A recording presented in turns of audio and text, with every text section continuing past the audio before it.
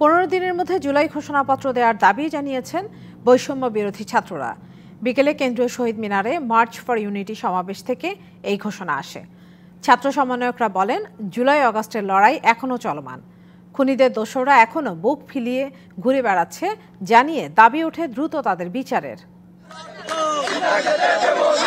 তুমি কে আমি কে, বাংলাদেশ বাংলাদেশ, আবু সাইদ মুগ্ধ, শেষ হয়নি যুদ্ধ, দিল্লি না ঢাকা, ঢাকা ঢাকা, ক্ষমতা না জনতা, জনতা জনতা, এমন নানা স্লোগানে মিছিল নিয়ে কেন্দ্রীয় শহীদ মিনারে মার্চ ফর ইউনিটি কর্মসূচিতে জড়ো হন হাজারো মানুষ।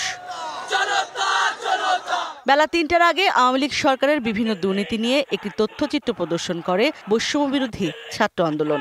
এরপর মঞ্চ থেকে শুরু হয় স্লোগান। 4টার দিকে 1 মিনিট নীরবতা পালন করা হয়। পরে একজন শহীদের বাবার বক্তব্যের মধ্য দিয়ে শুরু হয় সমাবেশ। শহীদ মীর মুগ্ধ সহ যারা শহীদ হয়েছে, একে একে বক্তব্য রাখেন সার্জিস আলম, নুসরাত তাবাসসুম, হাসনাত আব্দুল্লাহ সহ জুলাই আগস্ট বিপ্লবের নেতৃত্ব দেয়া ছাত্ররা। 24-এর গণহত্যার বিচার চান তারা। হুঁশিয়ারি দেন জড়িতদের চুল পরিমাণ ছাড় না দেয়ার। এখন পর্যন্ত দেশের আনাচে কানাচে যেখানে জুলাই বিপ্লবের যোদ্ধাদের উপরে হামলা হয়েছে, হুমকি হয়েছে, প্রত্যেকটার বিচার করতে হবে, এই নিরাপত্তা নিশ্চিত করতে হবে।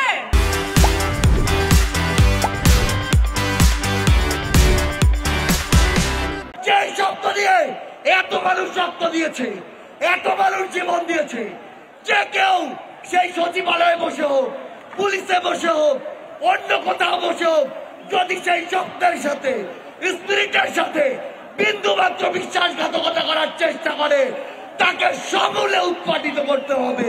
জুলাই বিপ্লবের ঘোষণাপত্র দেওয়ার জন্য অন্তর্বর্তী সরকারকে সময় বেঁধে দেন ছাত্ররা। আমরা ছাত্র জনতা থেকে সরকারকে হুঁশিয়ার করে উচ্চারণ করতে চাই, অতি দ্রুত ফ্যাসিবাদী যে ব্যবস্থা, সেই ব্যবস্থার বিলোপে আপনারা সক্রিয় হন। যদি আপনারা সক্রিয় না হতে পারেন, তাহলে 24-এর বাঘের বাচ্চারা নিজেদের হাতে আইন তুলে নেবে ইনশাআল্লাহ।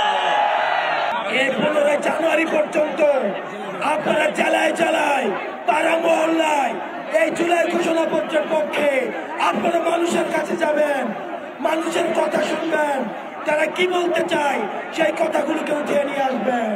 সরকারের এই সিদ্ধান্ত বৈষম্য বিরোধী ছাত্র আন্দোলনের এক অন্যতম বিজয়। তারা বলেন, প্রয়োজনে আরেকটি বিপ্লব করে ফ্যাসিবাদের কবর রচনা করা হবে। আমাদের এই লড়াই, আমাদের এই সংগ্রাম আমাদের জারি থাকবে।